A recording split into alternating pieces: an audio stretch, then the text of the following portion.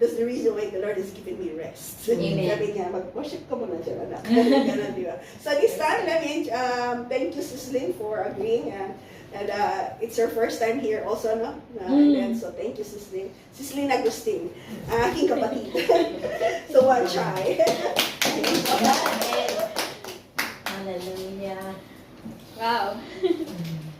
Salamat sa inyo kasi binigyan ako ng pagkakataon na makapagsalita ngayong araw. Although hindi ako nag-agree nung una sa kanya, sabi ko, punta ko doon for fixing a finance. Sabi ko, ako na lang yung mag-exhortation.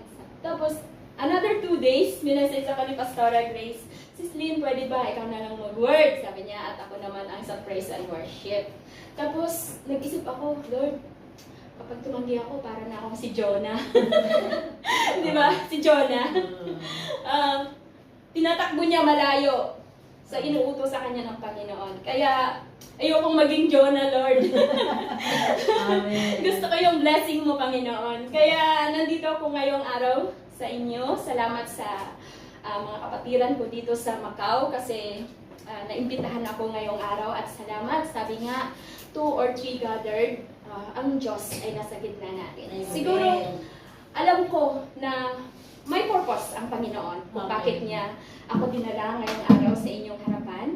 Although, this is my first preaching mula nung nag-aral ako. Nag-ano na ako ng devotion, nag-lead na ako sa Thursday devotion.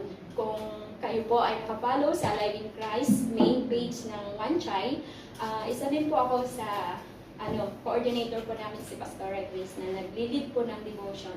Pero alam niyo po, kasi minsan tayo lang naman tayo, kinakabahan. So, we thank God kasi kahit tayo kinakabahan, kahit medyo natetense tayo, meron tayong courage na ipahayag ang salita ng Diyos.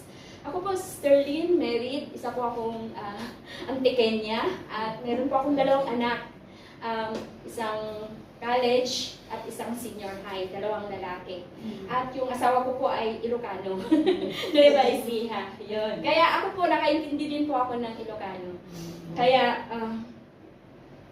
ready na ba kayo sa salita ng Diyos? Alam ko na ang Panginoon, He divided His words in 1,000 ways. Kahit paulit-ulit natin basahin ang scripture, iba-iba pa rin ang sinasabi ng Panginoon.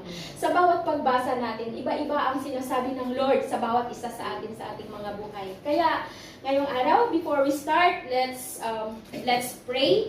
Panginoon, maraming salamat dahil Ikaw ang Diyos, Panginoon.